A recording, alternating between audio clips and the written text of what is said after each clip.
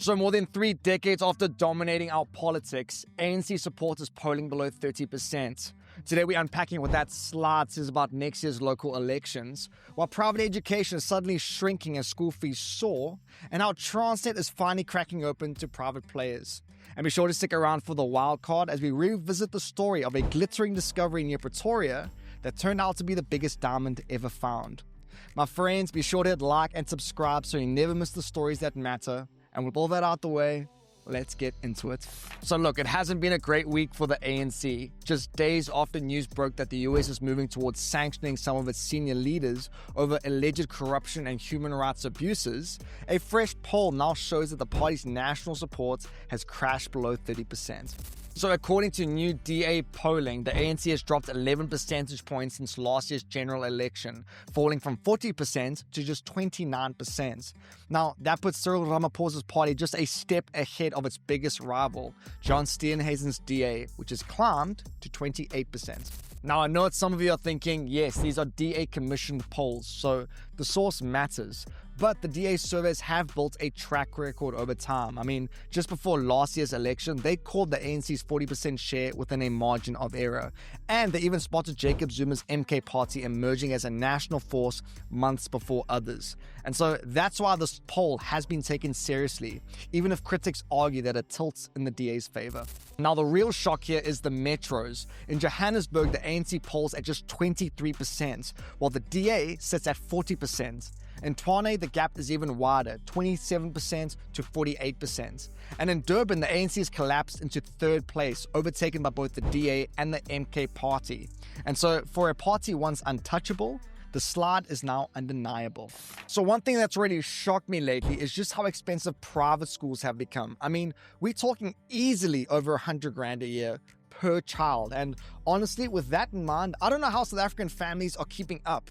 And as it turns out, more and more simply can't. So Curro, which is South Africa's biggest listed private school group, has just reported that its student numbers are shrinking. Enrolments fell 1.4% in the first half of the year to just 72,000 learners. And now, that's a canary in the coal mine if I've ever seen one. You see, Curro's whole business model rests on the middle class expanding, with more families being able to afford private education. And so even if they're going backwards slightly, it points to a much bigger picture here, which is that the middle class is being hollowed out.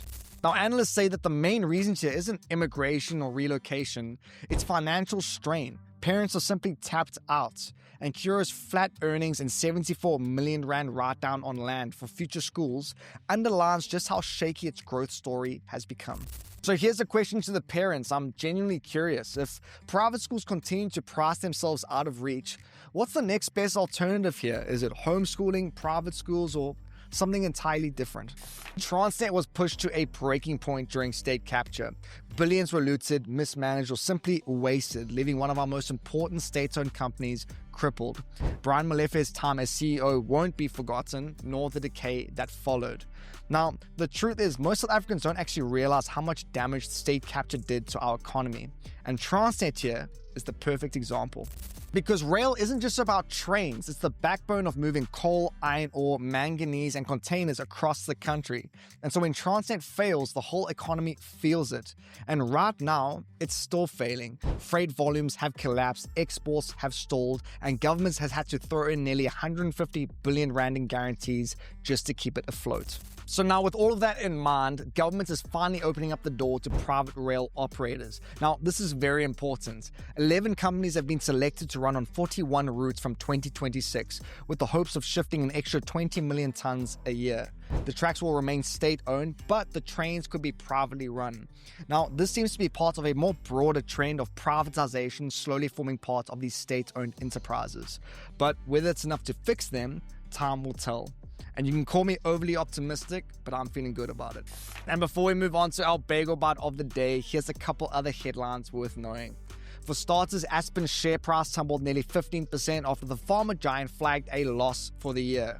Impairments of 4.1 billion rand, restructuring costs, and a tax hit from Mauritius have left investors spooked despite solid drug sales. A rather interesting one, businesses and NGOs are clashing in Parliament over South Africa's proposed vaping bill. NGOs want plain packaging and total ad bans, while the industry insists that it offers harm reduction.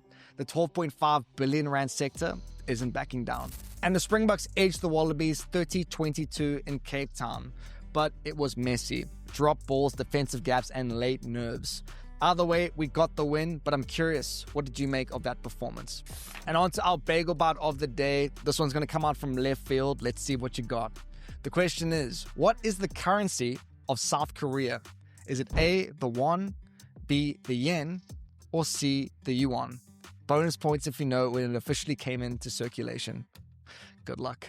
And on to our wildcard section. In 1905, at the Premier Mine near Pretoria, a mine manager spotted what he thought was a glass glinting in the rock wall. This turned out to be the Cullinan diamond, 3,106 carats, the largest gem quality diamond ever found. For scale, most diamonds weigh less than a gram. This one weighed 621 grams and was about the size of a fist. Now, how cool is this? Getting it safely to Britain took some trickery. A heavily guarded ship carried a decoy stone across the ocean, while the real Cullinan was quietly sent by registered mail in a plain box. And no one noticed. When it was finally cut, the Cullinan produced 9 major stones and dozens of smaller gems. The largest, named the Great Star of Africa, sits in the royal scepter, with another one sitting in the imperial state crown.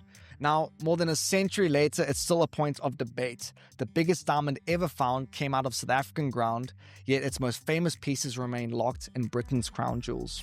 And as for that Bagel Bite, the answer is the won, South Korea's currency since 1945.